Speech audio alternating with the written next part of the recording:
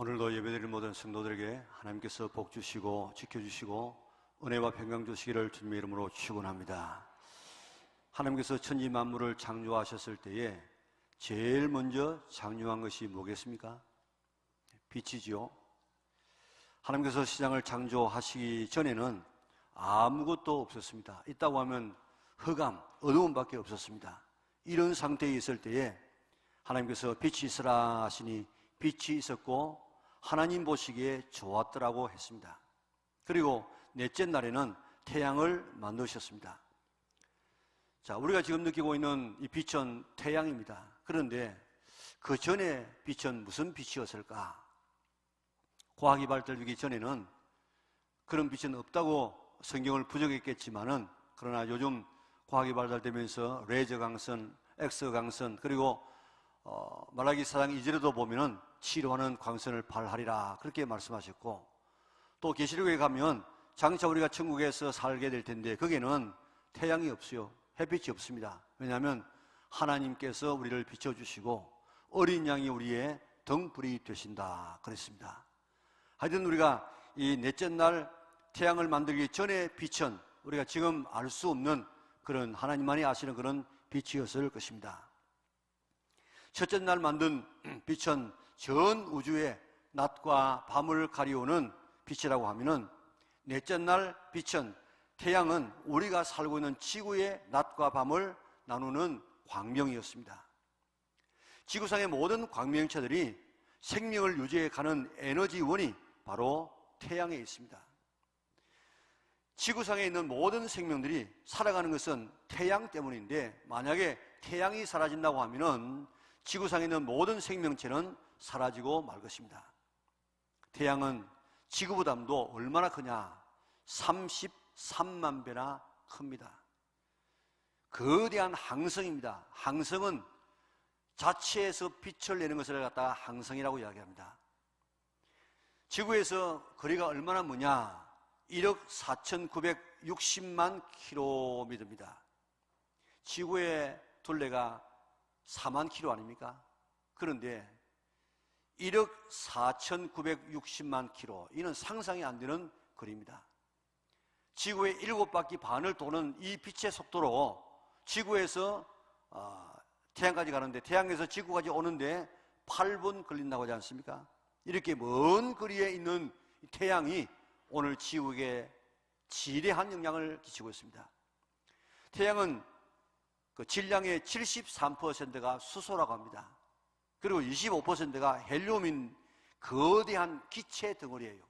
우리 땅과 같이 이렇게 고체가 아니고 기체 덩어리입니다. 태양은 매초에 500만 톤의 수소의 핵들이 헬륨으로 바뀌는 핵융합 반응을 통해서 엄청난 에너지를 만들어 방출하고 있습니다. 그 중에 지극히 일부분인 170만 킬로와트의 에너지가 우리가 살고 있는 지구에 도달하게 된다는 것입니다. 이 에너지가 식물에 광합성 작용을 하게 해서 모든 생물체의 생명을 유지하고 보존하게 만듭니다. 태양의 에너지를 지구에 전달할 때 사용하는 것이 빛인데, 이 빛이 없다고 하면은 태양의 그 에너지를 지구에게 가져올 수 없습니다. 과학자들은 빛에는 세 가지 면이 있는데, 첫째는 빛의 근원으로서 가시적인, 불가시적인 빛이 있고, 둘째는 볼 수 있는 빛, 우리가 지금 육안으로 볼 수 있는 그런 빛, 그리고 셋째는 우리가 피부로 느낄 수 있는 열이 있다고 이야기합니다.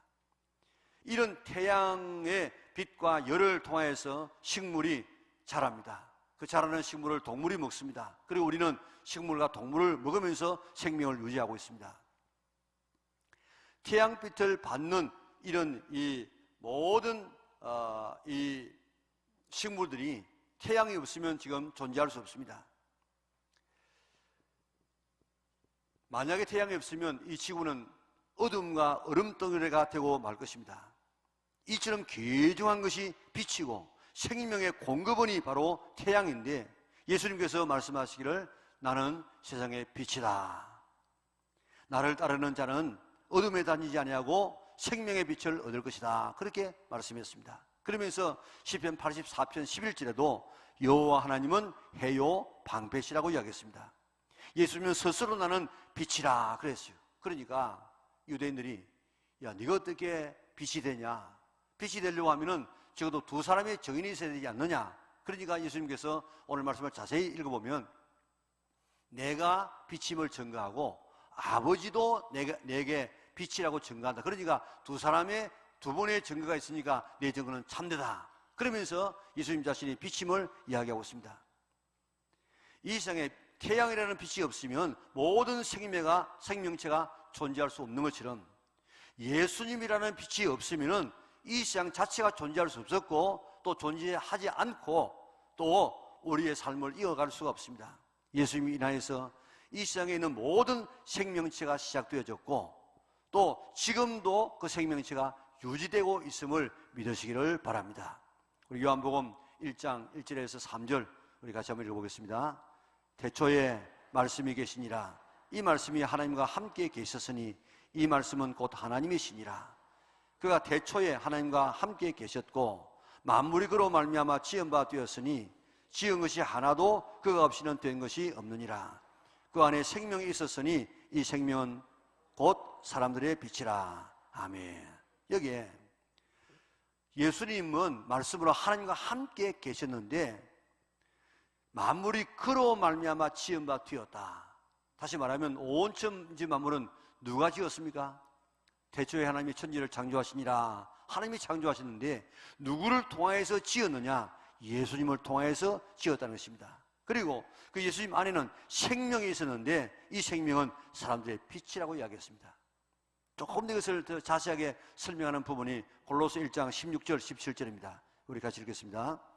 만물이 그에게서 창조되되 하늘과 땅에서 보이는 것들과 보이지 않는 것들과 혹은 왕권들이나 주권들이나 통치자들이나 권세들이나 만물이 다 그로 말미암아 그를 위하여 창조되었고 또한 그가 만물보다 먼저 계시고 만물이 그 안에 함께 섰느니라. 아멘. 자, 여기 보면 만물이 그를 위하여 창조되었어요. 다시 말하면 예수님을 위하여 창조되었고 또 예수님으로 말미암아 창조되었고 만물이 그 안에 함께 섰다 그랬는데 섰다는 말을 다른 번역에는 함께 유지된다 그랬습니다.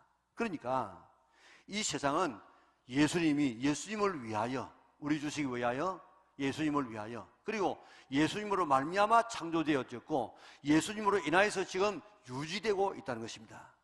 예수님께서 이 온 우주 만물을 창조하시고 지금도 유지한다는 사실을 믿으시기를 바랍니다. 마치 태양이 빛을 비추어 모든 생명이 살게 되듯이 예수님은 온 만물을 창조하시고 운행하시고 살게 하신 분이십니다. 그래서 예수님 자신을 나는 세상의 빛이라 그렇게 말씀하고 있습니다. 지난주에 말씀드린 것처럼 요한복음에서 예수님 자신을 나는 무엇이다 그렇게 7번 말씀한다고 했습니다. 그래서 7자정이라고 했습니다.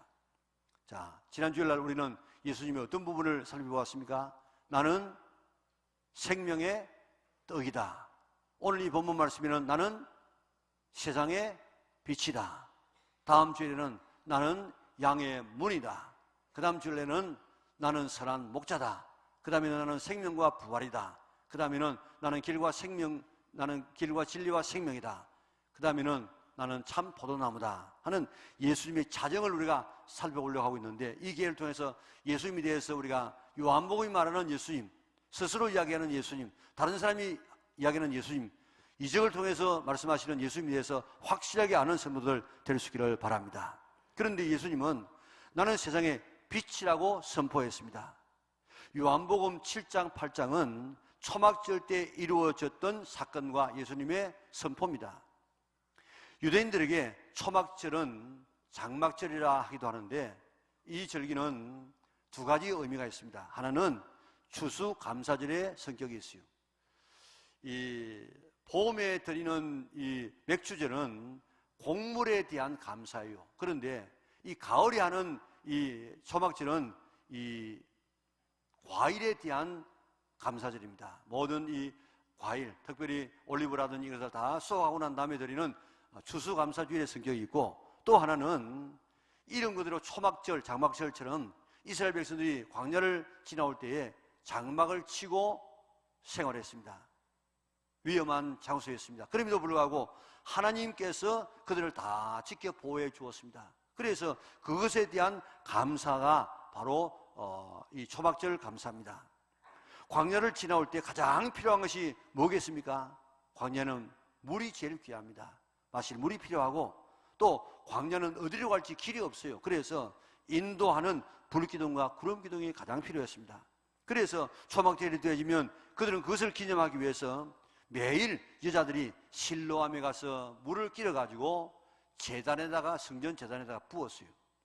그러므로 이스라엘 백성들이 그 물을 부으면서 우리가 저 광야, 물 없는 광야를 지나올 때 주님께서 이렇게 우리에게 물을 부어주셨지 하고 그렇게 감사를 드렸습니다. 다시 말하면 반석에서 터져진 그 샘물을 주신 하나님 앞에 감사하고 기억했다는 것입니다. 그런데 예수님께서는 그 절기에, 물을 붓는 절기에 누구든지 목마르거든 내게로 와서 마시라. 내가 곧 생명의 근원이라고 이야기했습니다. 다시 말하면 저 광야에서 너희들이 마시던 그 물이 단순한 물이 아니고 바로 내 자신이야, 내 자신. 그러니까 오늘도 나는 인생의 목마름을 해결해 주는 참 샘물이 된다. 그렇기 때문에 거기에 실로암 못에 가서 물 먹으려고 하지 말고 오늘 내게 와서 물을 마시라. 오늘도 주님 앞에 오는 사람은 어떤 사람이든지 다 목마름을 해결할 수 있는 줄 믿으시기를 바랍니다. 배에서 흘러나오는 생수의 강을 경험할 수 있기를 바랍니다. 뿐만 아니라 초막절이 되어지면 성전 뜰에다가 큰 초를 이렇게 세웁니다. 성전에는 뜰이 여러 뜰이 있죠. 이방인의 뜰도 있고 여인의 뜰도 있고 남자의 뜰도 있고 제사장의 뜰도 있는데, 여인의 뜰에다가 4개의 황금 촛대에 불을 밝히는데 얼마나 그 불이 밝았든지 예루살렘 성 안에 살고 있는 집에서도 그 불빛에 바느질을 할 수 있었다는 것입니다. 이렇게 불을 밝힘으로 광야를 지나오는 동안에 하나님께서 이스라엘 백성들에게 구름기둥, 불기둥으로 인도하시고 보호해 주신 것을 감사하며 기억했습니다. 그런데 예수님은 내가 곧 세상의 빛이다. 너희들이 지금 너희 선조들이 저 광야를 지나올 때에 너희들을 인도했던 그 불기둥과 구름기둥이 어떤 물리적인 불이 아니고 바로 내 자신이야, 내 자신. 그 불기둥은 오늘도 내가 되어져서 이 세상에 빛을 비추는 것은 바로 내다. 나를 따르는 자는 어둠에 다니지 아니하고 생명의 빛을 얻으리라. 예수님은 우리에게 생명을 주시는 분이십니다. 우리의 생명을 유지하시는 분이십니다. 뿐만 아니고 우리에게 영원한 생명을 주시는 분이심을 믿으시기를 바랍니다. 이런 빛이신 예수님을 우리가 어떻게 대해야 되겠는가? 오늘 우리는 먼저 이 빛을 받아들여야 되겠어요. 아무리 밝은 태양이 비춰도 지하실의 문이 닫혀버리고 나면은 깜깜하게 됩니다. 거기에 식물을 오래 두면 식물이 살 수 없습니다. 사람도 거기에 오래 살게 되면 죽을 수밖에 없습니다. 마찬가지로 빛 대신 예수님을 받지 않으면 어둠 가운데 계속 살 수밖에 없습니다. 그런데 예수님께서 빛으로 오셨는데 오늘 빛을 맞이하는 사람들은 빛을 거부했어요. 빛을 받아들이지 않았습니다. 빛을 꺼버리려고 애를 쓰지 않았습니까? 우리 요한복음 1장 9절에서 12절 우리 같이 읽겠습니다. 참 빛, 세상에 와서 각 사람에게 비추는 빛이 있었나니 그가 세상에 계셨으며 세상은 그로 말미암아 지은 바 되었으되 세상이 그를 알지 못하였고 자기 땅에 오매 자기 백성이 영접하지 아니하였으나 영접하는 자 곧 그 이름을 믿는 자들에게는 하나님의 자녀가 되는 권세를 주셨느니라. 아멘. 빛이 왔을 때에 세상 사람들은 빛을 알지 못했어요. 그래서 영접하지 않았어요. 받아들이지 않았습니다. 그러나 빛을 영접하는 자, 받아들이는 자에게는 하나님의 자녀가 되는 권세를 주신다고 이야기했습니다. 빛으로 오신 예수님을 마음속에 우리 가정에 영접할 수 있기를 바랍니다. 받아들일 수 있기를 바랍니다. 믿을 수 있기를 바랍니다. 그러면 하나님의 자녀가 되는 권세를 주십니다. 이 땅에서 최고의 축복은 하나님의 자녀가 되는 것입니다. 하나님의 자녀가 되어지면 모든 것을 다 하나님께서 책임져 주십니다. 예수님은 세상에 빛이십니다. 식물이 태양 없이는 살아갈 수 없는 것처럼 빛 대신 예수님을 영접해야만 빛 가운데 살아갈 수 있고 생명으로 나갈 수 있고 열매 있는 인생을 살아갈 수 있는 줄 믿습니다. 바른 길로 걸어갈 수 있는 줄 믿으시기를 바랍니다. 영국의 개관 시인이었던 테니스는, 개관 시인이란 말은 궁중에서 인정하고 또 출입할 수 있는 그런 이 시인이니까 대단한 그런 시인이죠. 이 테니스는 친구와 함께 궁중의 정원을 걸어가면서 대화를 나누었습니다. 친구가 테니스에게 물었습니다. 자네는 예수 그리스도에 대해서 어떻게 생각하나? 테니스는 말없이 그 정원길을 걸어가다가 아주 아름다운 꽃 앞에 서서 입을 열어서 이야기합니다. 여보게, 나에게 예수 그리스도는 이 꽃과 저 태양의 관계와 같다. 이 꽃은 태양이 없으면 시들고 죽게 되는 것처럼 태양의 빛과 태양의 따스함이 없으면 이 꽃은 살 수도 없고 꽃을 피울 수도 없는 것처럼 나는 의의 태양 되시는 예수 그리스도 그분이 없으면 영원히 죽고 말 인생이고 내가 이렇게 복된 삶을 살 수 없게 될 것일세. 그렇습니다. 예수님은 우리의 생명을 창조하시고 우리를 붙들어 주시고 지금도 오늘 우리에게 아름다운 열매를 맺게 하시는 그런 분이십니다. 빛 대신 예수님을 내 마음에 모셔서 이런 풍성한 생명을 살아갈 수 있는 우리 믿음의 온 군속들 될 수 있기를 바랍니다. 우리가 부르는 찬송가 446장 보면 주 음성 외에는 참 기쁨 없도다. 나를 사랑하신 주 늘 계시옵소서. 3절에 가면 이렇습니다. 주 떠나가시면 내 생명 헛되네. 기뻐나 슬플 때 늘 계시옵소서. 우리 다 같이 부르겠습니다. 주 떠나가시면 내 생명 헛되네. 기뻐나 슬플 때 늘 계시옵소서. 기쁘고 기쁘도다. 항상 기쁘도다. 나 주께 왔사오니 복 주옵소서.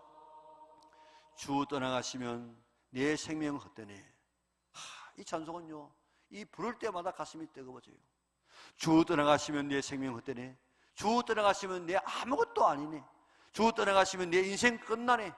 주 떠나가시면 나는 꽝이네. 이 세상의 모든 것이 없어질지라도, 다 떠나간다고 할지라도 빛 대신 주님만은 떠나지 않기를 바랍니다. 주님만은 잃어버리지 않기 바랍니다. 왜 그렇습니까? 주 떠나가면 내 생명 헛되기 때문에. 여러분들, 주님 떠나가면 아무것도 아니에요. 다시 말하면 식물에 태양이 없어지면 식물은 아무것도 아니에요. 마찬가지로 오늘 나와 예수님과의 관계는 식물과 태양과의 관계보다도 더 밀접한 줄 믿으시기를 바랍니다. 태양 여러분들 한번 보세요. 태양이 식물 없으면 존재할 수 없는데 나는 예수님 없이는, 예수님과 관계하지 않냐고는 나는 존재할 수 없다. 그렇게 되어집니까? 지금요, 식물을 보세요. 식물은요, 이 해굽성이라고 하는 그런 이 성품이 있어요. 여러분들 일반 다른 이 산야에 심겨진 이런 나무들도 보면은 남쪽으로 가지가 더 많이 나와 있어요. 그리고 나무를 베어보아도 나이테가 조금 더 남쪽으로 더 큽니다. 그래서 그걸 보고 있는데, 가정에 있는 이런 이 화분을, 이 식물을 키워 보면은 그게 어디로 향합니까? 바깥으로 나가려고 구부러집니다. 그리고 또 남쪽으로 더 기울여져서 더 많은 태양을 받으려고 그게 막 구부러지는 그런 모습을 보지 않습니까? 오늘 내가 정말 식물의 태양의 관계와 같이 나는 예수님과의 관계가 그런 관계로 태양 없으면 살아갈 수 없는 식물처럼 나는 예수님 없이는 살아갈 수 없는 존재다. 이렇게 내 자신을 깨닫고 그 주님 앞에 더 가까이 가려고 애를 쓰고 있습니까? 그리고 그 주님 앞에 막 기울어지려고, 더 많이 사랑받으려고 그렇게 내가 주님 앞에 기울어지고 있습니까? 오늘 우리는 그런 관계를 가지고 주 떠나가시면 내 생명 헛되는 줄 알고 우리 정말 주님 앞에 더 가까이 갈 수 있는 우리 믿음의 온 성도들 될 수 있기를 바랍니다. 60장 찬송은 참 좋은 찬송입니다. 영혼의 햇빛 예수님 가까이 비춰 주시고 이 세상 구름 일어나 가리지 않게 하소서. 얼마나 좋은 찬송입니까? 영혼의 햇빛 예수님 가까이 비춰주시고 이 세상 구름 일어나 가리지 않게 하소서. 여러분들 봄, 여름, 가을, 겨울이 왜 생겨지는 줄 아십니까? 이 태양은 태양대로 1초에 70km씩 막 이렇게 갑니다. 달려갑니다. 그런데 그 달려가는 태양을 중심으로 지구가 자전 스스로 돌고 있어요.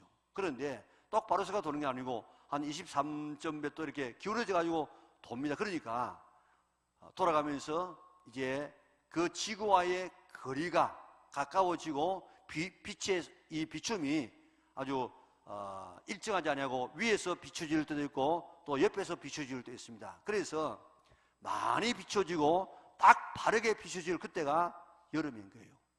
그리고 적게 비춰지고 삐딱한 곳에서 비춰지는 것이 바로 그게 겨울이에요.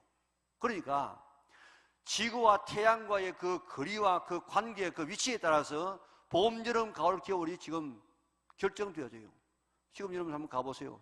여름에는 햇빛이 위에서 딱 비추니까 그 창문을 통해 가지고 햇빛이 방 안에 안 들어와요. 그런데 지금 가서 보세요.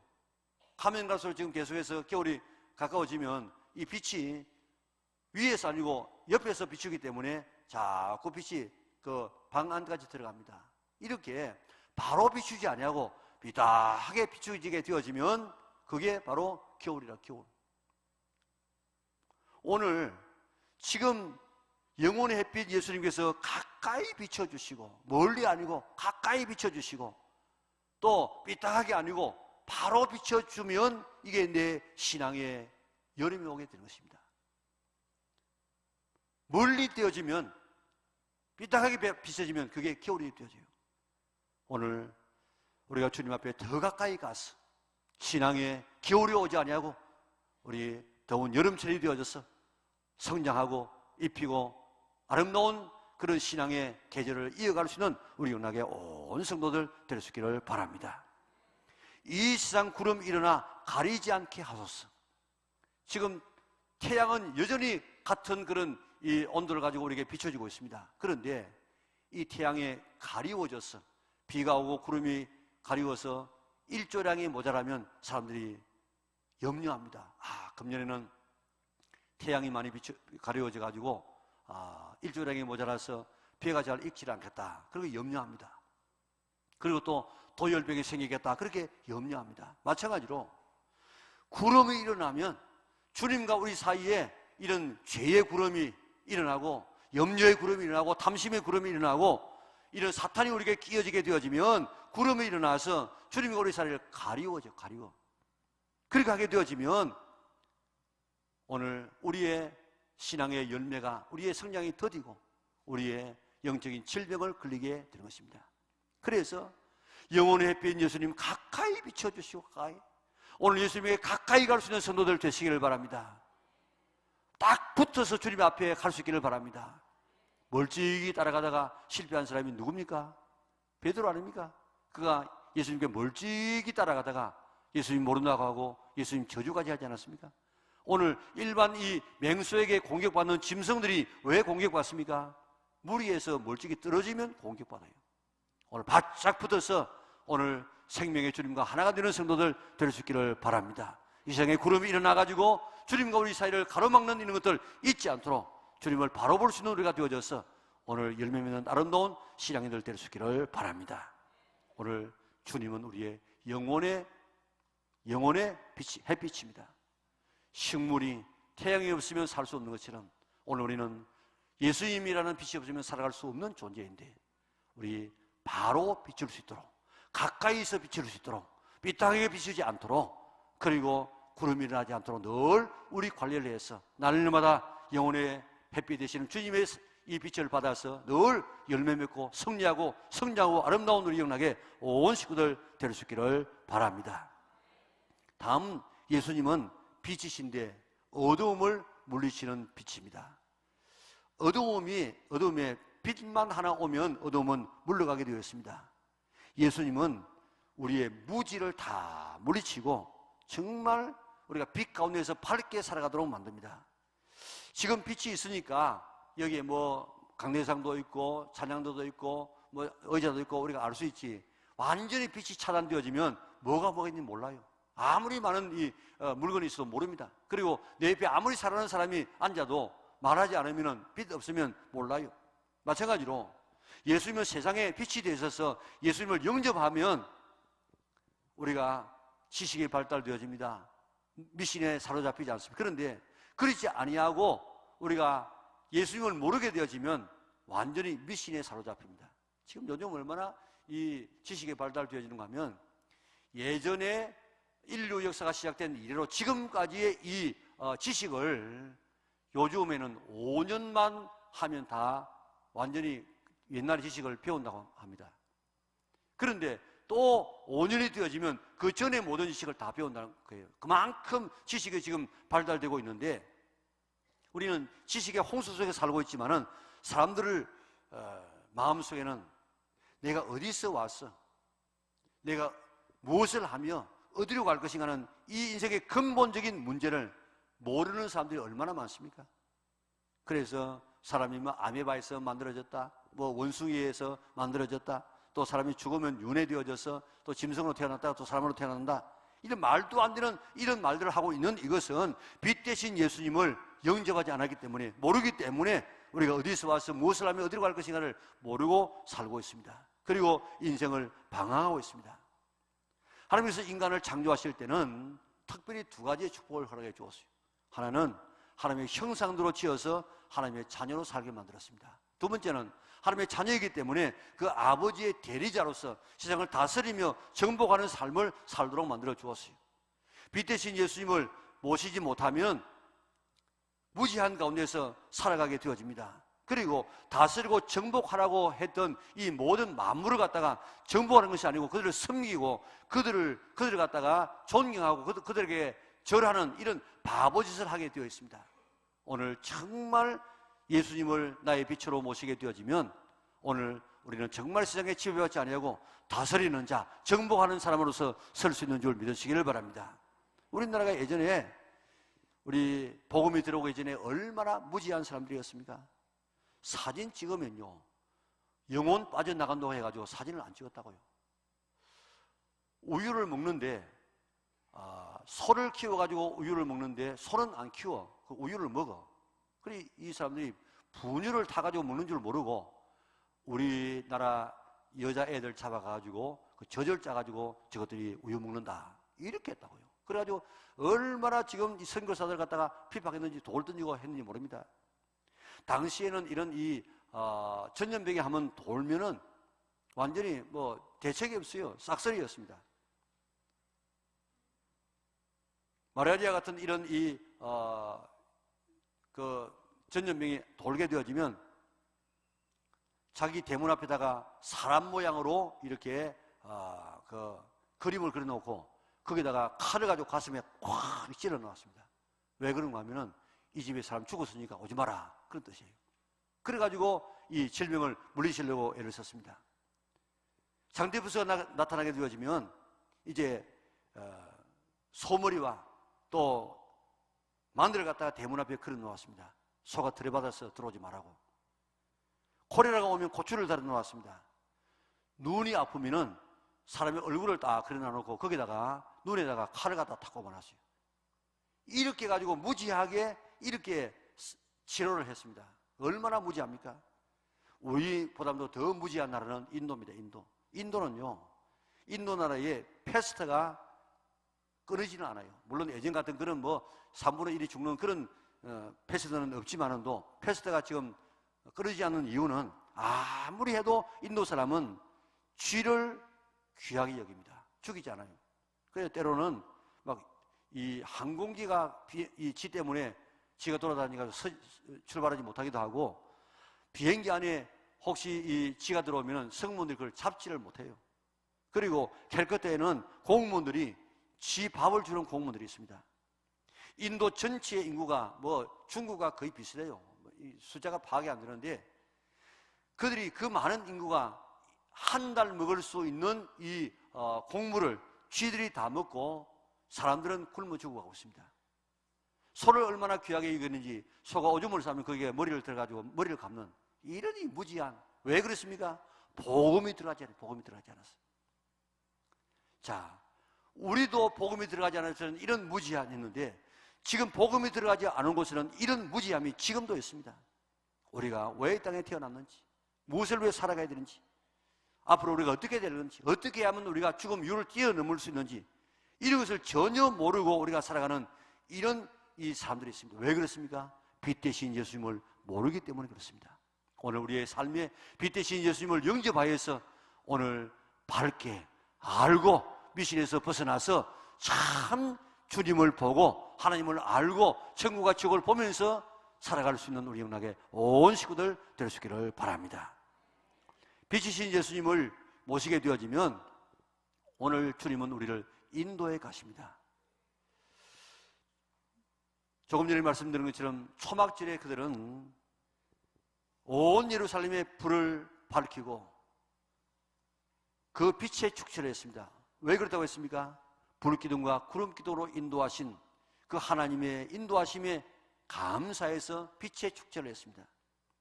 우리 출애굽기 13장 21절에서 22절 우리 같이 읽겠습니다.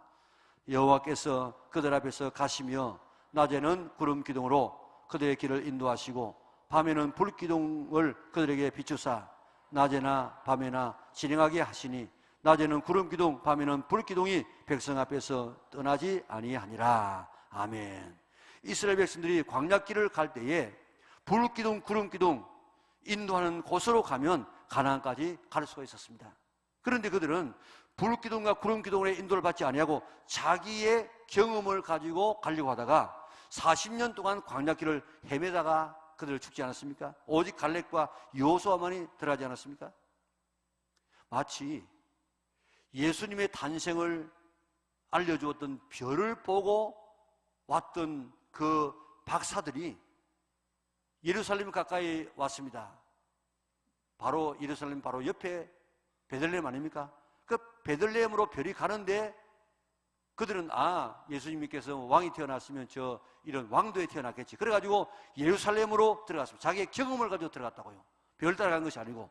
그러다가 자기들도 하마터면 죽을 뻔했고 2살 나이에 모든 사내 아들이 다 죽임을 당하지 않았습니까? 우리는 인생의 초행길을 걸어가는데 내일 어떤 일을 당할지 아무도 모릅니다. 그러나 참 빛 대신 예수님을 따라가면, 빛 대신 예수님의 말씀대로 따라가면 우리가 바른 길로, 축복의 길로, 가나안으로, 목표로, 천국으로, 형통한 길로 갈 수 있는데 내 경험을 가지고 따라가게 되어지면 오늘 40년 동안 광야에서 방황했던 이스라엘 백성들처럼 별을 따라갔던 이런 박사들처럼 이런 실수를 하기가 쉽습니다. 빛으로 오신 예수님을 내 앞서서 앞세우고 따라갈 수 있는 성도들 되셔서 방황하지 아니할 수 있는 성도들 될 수 있기를 바랍니다. 예수 따라가며 복음 순종하면 우리 행할 길 어떻다고요? 환하겠네. 예수 따라가며 복음 순종하면 우리 행할 길 환하겠네. 잘 되겠네. 열리겠네. 복되겠네. 우리의 앞길을 예수 따라가면 우리 앞길이 환하게 열리는 줄 믿으시기를 바랍니다. 이제 내 경험 내 지식 가지고 살지 말고 빛 대신 예수님 따라가 보세요. 방황하지 않게 될 것입니다. 축복의 길로 가게 될 줄 믿습니다.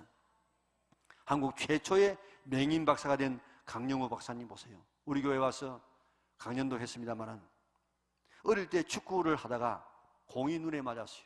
망막이 파열되었습니다. 앞을 볼 수 없었습니다. 2년 동안 치료했는데 결국은 이제 실명되어졌습니다. 그 결과에 어머니가 충격을 받고 세상을 떠납니다. 음반 노릇을 하던 누나가 과로로 세상을 떠납니다. 고아가 되어졌습니다. 차라리 죽는 것이 낫겠구나 하고 그는 자살을 시도합니다. 치료한 밤을 눈물로 지새웠습니다. 그런데 빛 대신 예수님께서 그에게 다가왔습니다. 그리고 그의 길을 인도해 주었습니다. 서울명학교에 들어갔습니다. 참 자기보다도 몇 살 위인, 그리고 집안 좋고 이화여대를 다니는 이런 자원봉사자인 선생님이 그를 지도해 주었습니다. 연세대 교육학과에 입학을 했습니다. 유학을 가려고 하니까 당시에는 맹인은 갈 수 없는 제도였습니다. 어떻게 해가지고 민간식 교육부 장관의 허락을 받아서 갈 수 있게 되어졌습니다. 나이가 자기보다 몇 살 되는 자기가 상상할 수 없는 성한 사람도 지금 가기 힘든 이런 석온옥이라고 하는 그런 그 선생님과 결혼하게 되어졌습니다.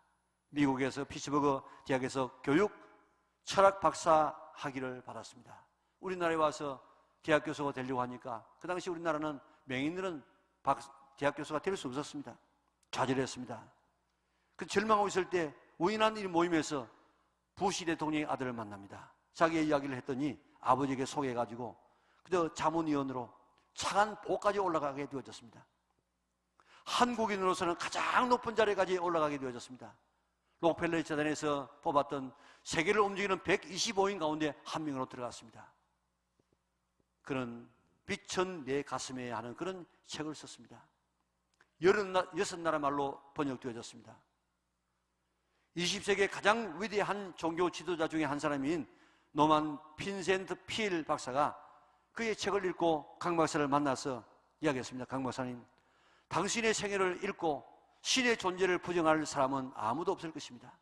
당신은 이 시대가 필요로 하는 그리스도의 위대한 산증인입니다 하고 강 박사님을 죽게 세웠습니다.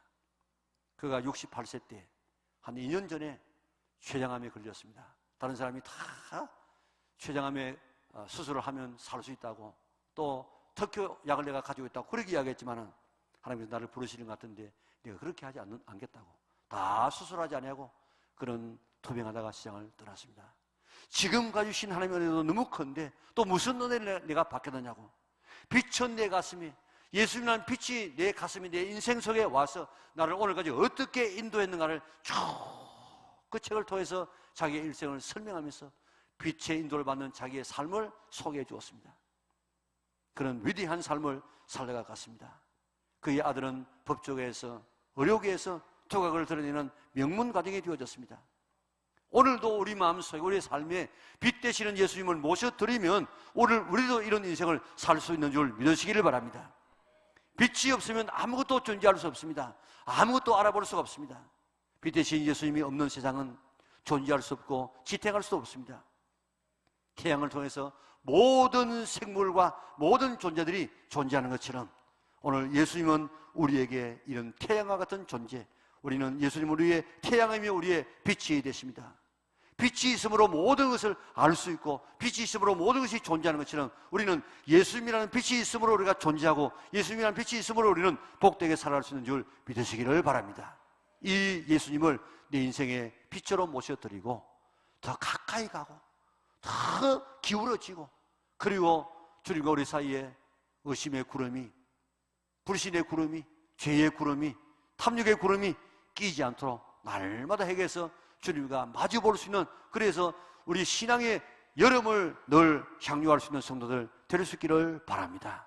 이 빛의 인도를 따라가게 되어지면 무지에서 해방되어져서 우리가 알고 내가 어떤 존재인지, 내가 어떤 존재인지, 하나님이 어떤 존재인지, 어떻게 살아가야 되는지 우리에게 밝히 보여주시는 줄 믿으시기를 바랍니다. 이 빛을 따라가게 되어지면 우리는 결국 천국에, 결국 영생에, 결국 영원한 축복의 길로 가게 되어지는데, 오늘 이 주님을 내 인생의 빛으로 삼되 마치 식물의 태양보다도 내가 주님과 더 긴밀한 관계를 가지고 모시고 살아갈 수 있는 성도들 될 수 있기를 바랍니다.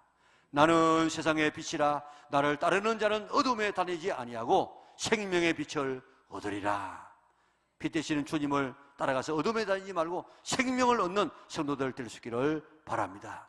빛된 예수님 모시고 살아서 우리가 더 가까이, 더 우리가 주님 앞에 구름 한 점 없는 그런 삶을 살아서 생명을 얻고 밝은 인생을 살고 인도받으며 살아갈 수 있는 성도들 될 수 있기를 바랍니다.